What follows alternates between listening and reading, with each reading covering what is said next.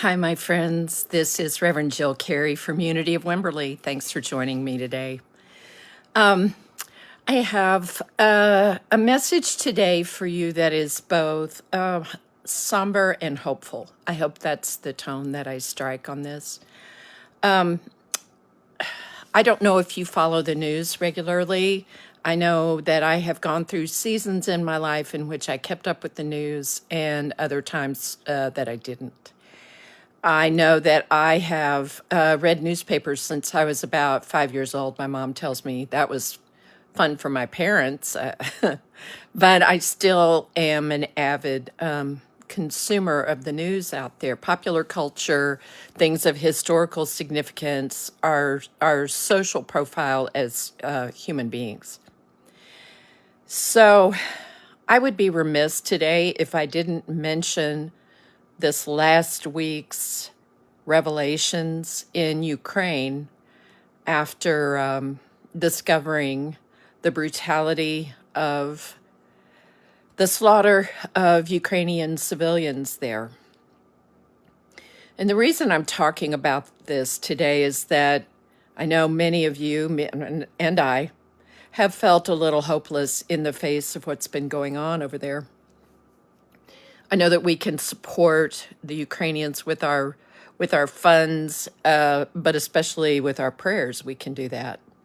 So in this last week, you may have seen or heard about some of the awful images of people that were killed in ways that were not just collateral damage from bombing or whatever.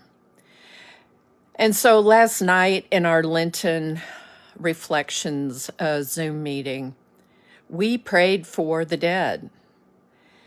And that is something that we can do. That is a practical action that we can take. Many of these people who died, of course, were not with their families. Their families sometimes don't even know that they've died. They have been buried hastily and without the ceremonies and the solemnity of a religious funeral, if that's what they desired. And I know that that Ukraine is a very religious country. So what we can do, and we don't have to be there, we can do the same thing that we do when we attend the funeral or memorial service of someone that we know, someone that we loved. We can pray for the peace of their souls and for a safe and easy passage into the next life. That's what we can do. We can be the ones who remember. Our modern times makes it easy for us to see images from the other side of the world quickly. And so that is almost a responsibility that we have, is to pray for the dead, not asking God to do anything for them, but lending our common humanity, our common compassion, our empathy to those who have passed so suddenly and violently, that area is surrounded with the peace of God. And so last night as we prayed, we remembered those whose bodies have been discovered in this last week. And of course, they're some of many hundreds, thousands that have died. And I know this is a little more sober than something I usually talk about, but it feels very important. I believe that our prayers make a difference. I believe that there is no time or space that separates us from other human beings.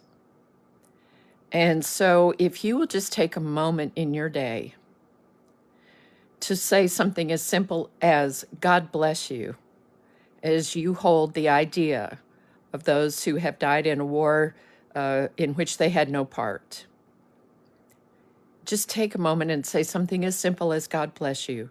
And if you so desire, make your prayer a little more extensive. Envision them in their easy passage into the next life under traumatic circumstances. These little moments of practical spirituality are what saves us from despair, saves us from being totally pulled down by the sadness and the helplessness of what's going on. These moments keep alive the flame of hope that lives inside us, so that we continue to be people of God, praying for people of God, seeing people of God. In your prayers, you say, God bless you. You may also want to say, I see you. Doesn't matter if you physically see them or not. Just say, I see you. Beloved human, as you leave behind those who love you.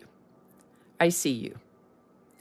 And I'll take your hand in mine as we walk through this life of human flesh and not. So thank you for joining me in Memoriam today of those who have passed in this last week. It would be irresponsible of us not to remember, not to pray, not to embrace.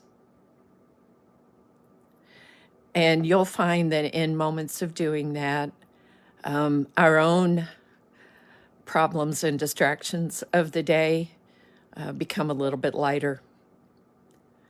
And we can do that for each other.